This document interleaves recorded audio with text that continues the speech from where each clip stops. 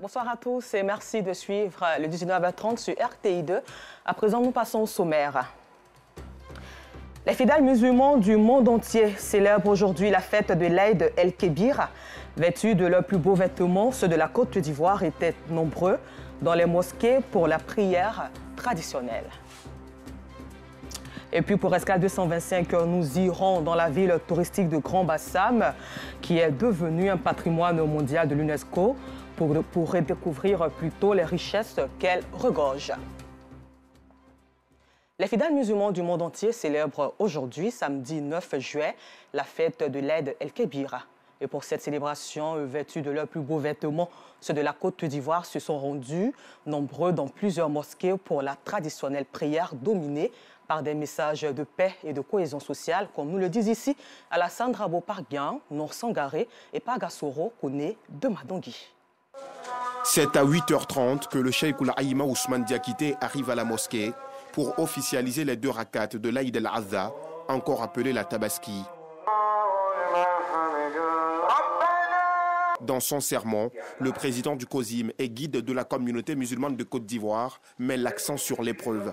Il s'adresse surtout aux candidats au Hajj qui n'ont malheureusement pas effectué le voyage en Arabie Saoudite pour non-obtention de leur visa. Des gens qui sont venus jusqu'à la mosquée avec leurs bagages, prêts pour aller, et finalement, ils n'ont pas pu partir.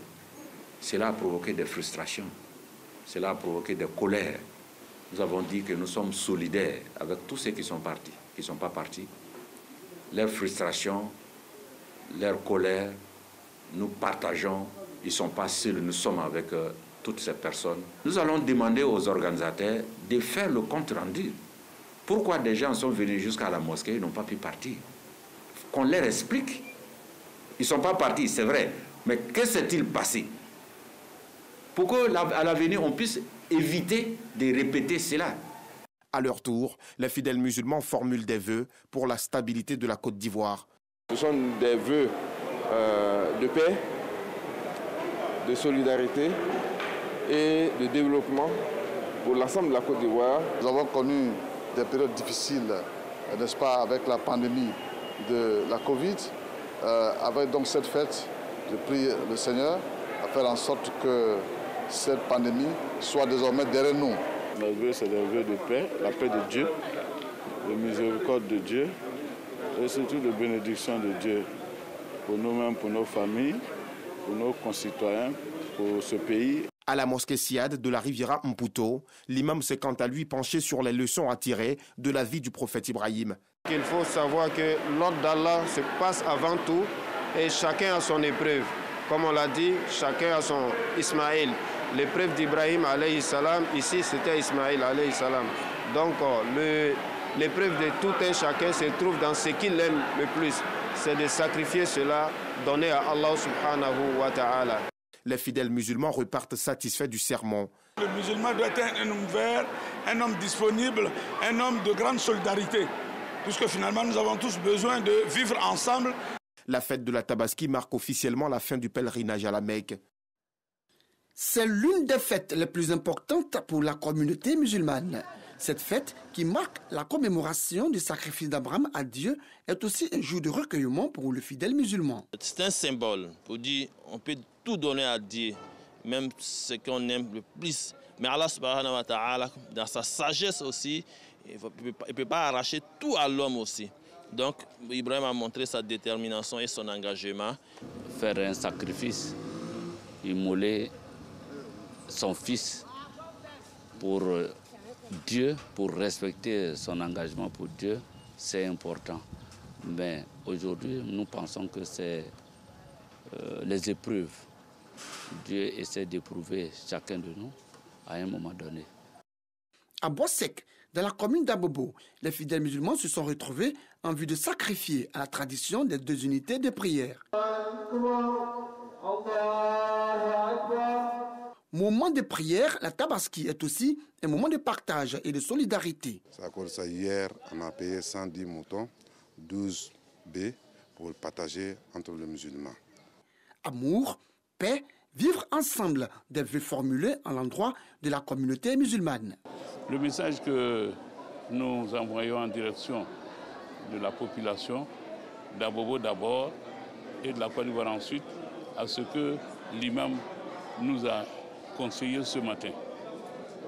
De nous unir, de ne pas faire de discrimination et de religion et de sexe et d'être qu'on appelle une nation unie.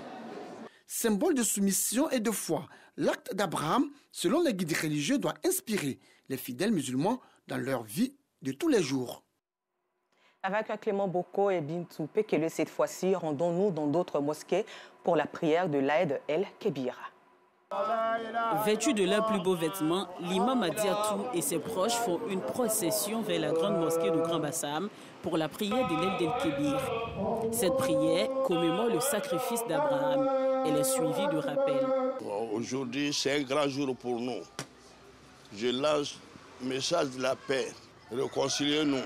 Sans se continuer, le pays va avancer. Ce message de paix est le même à la grande mosquée Fatima Zahra, toujours à Grand Bassam.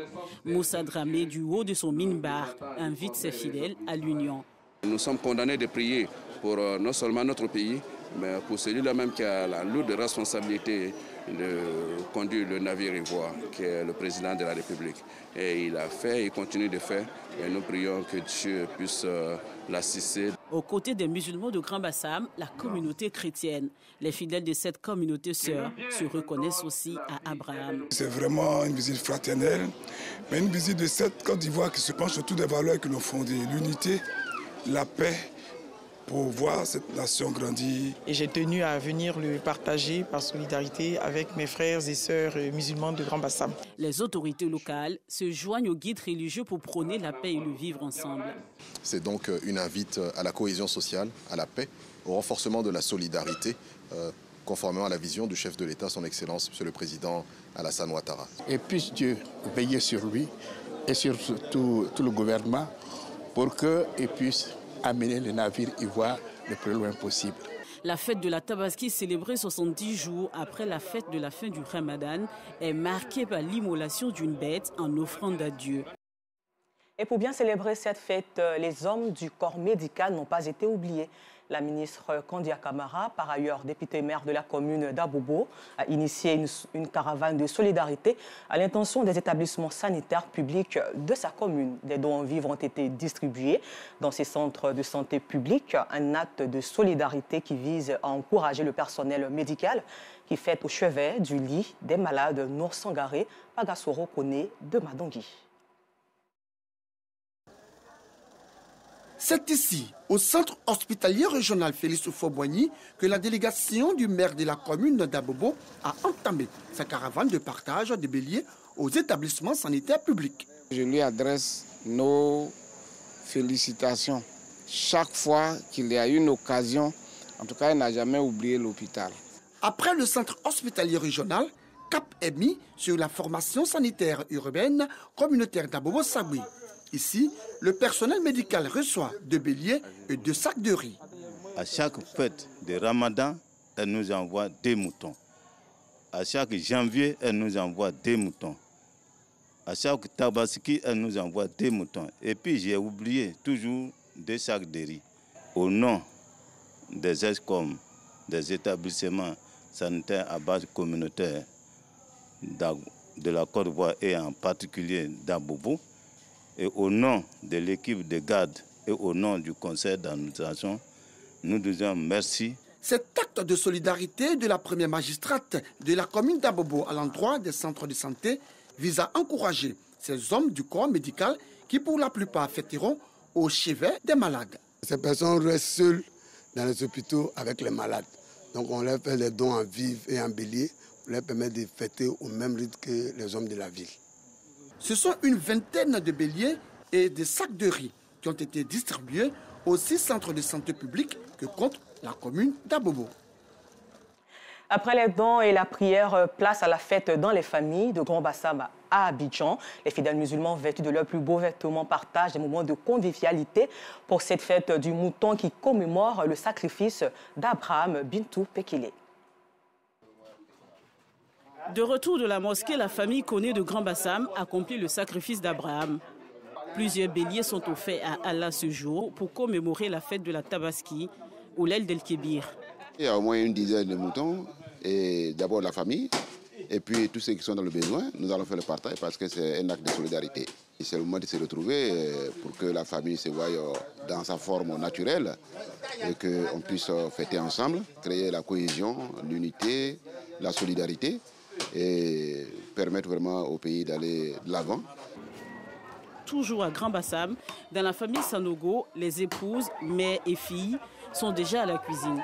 Le petit déjeuner servi, elles s'activent pour le déjeuner. Le menu d'aujourd'hui, c'est du fonio à la sauce tomate et la viande de mouton avec du chep. Même ambiance à une dizaine de kilomètres chez la famille Silla à Cocody, Rivera, Abata. À la cuisine, tout est presque prêt. Dans 20 minutes, je pense que tout sera prêt. Au menu, nous avons le chep, nous avons de la viande avec de la loco, des frites. Nous avons aussi le foutou banane. Nous avons les frites sautées à la viande de mouton et de la tséké. Je m'amuse avec mon papa, mon petit frère. Et mon grand frère, lui, il a voyagé. J'ai mangé à loco, mouton. Ce jour est l'occasion pour le père de passer du temps avec les enfants, surtout de suivre tout de près. C'est un moment de bonheur que nous sommes en train de traverser parce que ce n'est pas évident d'aller d'année en année. Donc, en une année passée, nous disons merci à Dieu. Il faut partager avec tout le monde, nos amis chrétiens, nos amis musulmans. C'est le moment de se retrouver pour pouvoir partager des petits moments ensemble. Convivialité, partage de joie, c'est aussi ça la fête de la Tabaski qui commémore le sacrifice d'Abraham. À l'international, au Sri Lanka, suite à la fuite du président de la République ce matin, le Premier ministre qui a vu sa résidence incendiée par les manifestants dans un communiqué se dit prêt à démissionner en faveur d'un gouvernement d'union nationale. Place à notre rubrique du jour.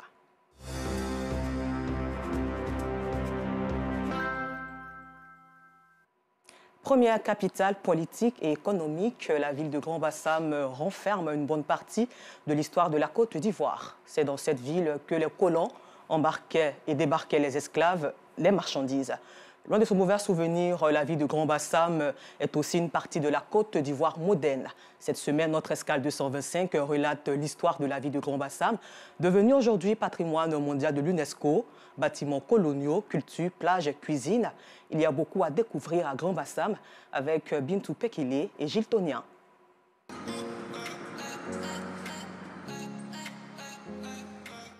Voici le plus vieux bâtiment de la ville de Grand Bassam. Construit en 1893, il était le palais des gouverneurs. Occupé successivement par 4 gouverneurs, cette résidence est devenue le musée national du costume de Grand Bassam en 1981. Ce musée a contribué à la formation de plusieurs étudiants, comme Lassini, qui étudie à l'INSAC. Il est en stage d'immersion ici pour 1 mois.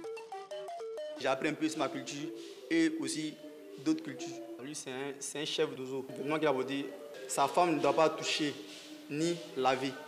La dame qui est là, c'est la combien chez les Akans. Voilà, c'est la prêtresse, une guérisseuse, en même temps une voyante. En plus des costumes traditionnels, sont aussi exposés à l'étage supérieur de ce musée des maquettes d'habitats traditionnels.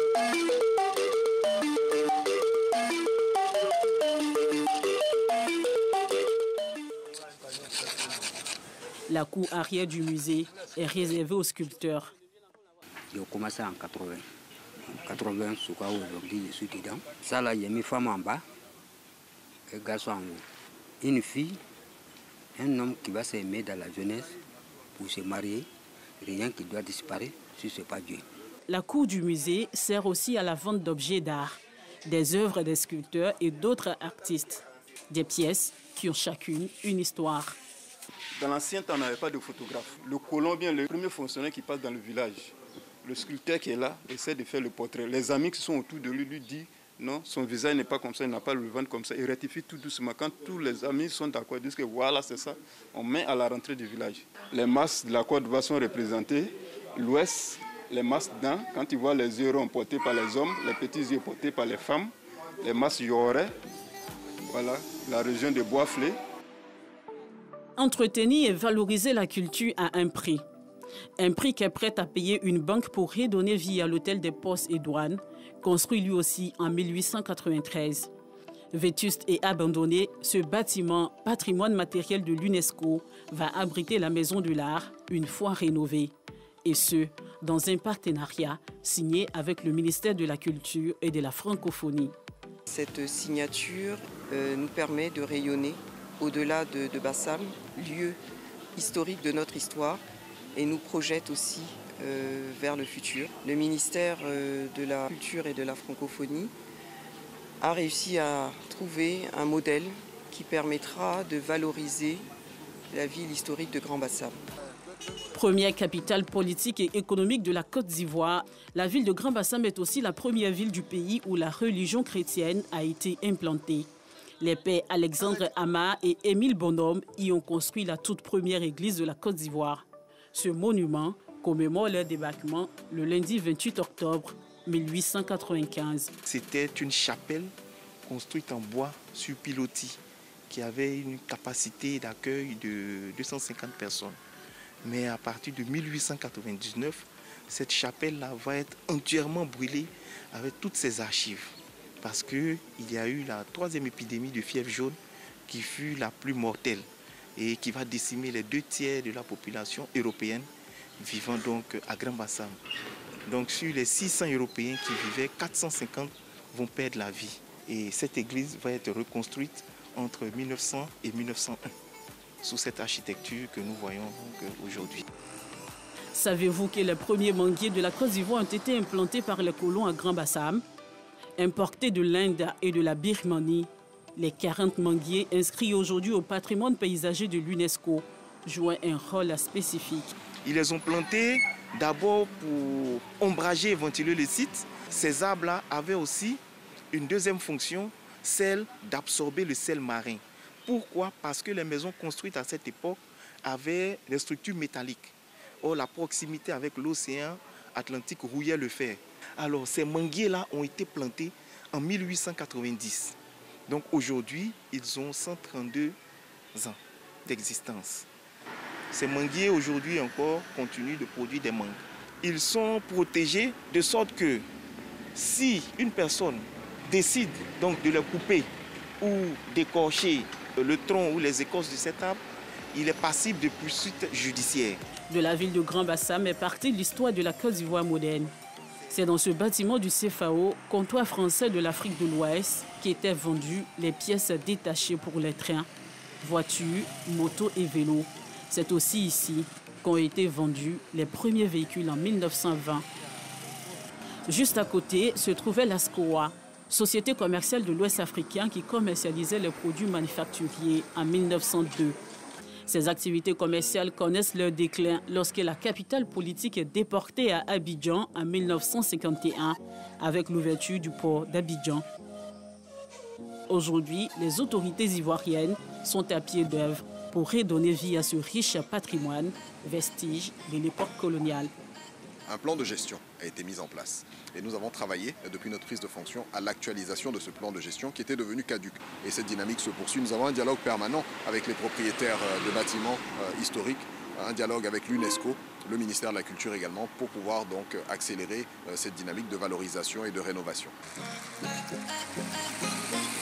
Nous faisons un tour au centre culturel Jean-Baptiste Moquet et à la bibliothèque. Ces bâtiments abritaient à l'époque coloniale les marchés de poissons, des légumes et des viandes. Le centre culturel français, lui, est devenu le centre céramique. À l'intérieur, des artistes à la tâche. Pour faire le pot, il faut d'abord balancer la terre, l'argile, et mettre sur une machine. La machine s'appelle le tour. Et à l'aide de la main, pendant que la machine tourne, on fait la forme. Si c'est une petite forme, il faut au moins de 2 à 3 minutes. Si c'est une grosse pièce, il faut mettre au moins 5 à 10 minutes. Ça tout dépend de la forme de la pièce. Nous vendons à tous nos visiteurs. Au début, on avait 95% d'Européens, mais la tendance commence à changer un peu. Voilà, il y a 60% d'Européens et puis 40% de presque tout le monde, quoi. Il y a aussi la maison de Ganamé, qui porte le nom du plus riche commerçant franco-libanais. Cette bâtisse est utilisée aujourd'hui pour réaliser photos de stars et clips vidéo. Tous ces bâtiments font partie du patrimoine matériel de l'UNESCO.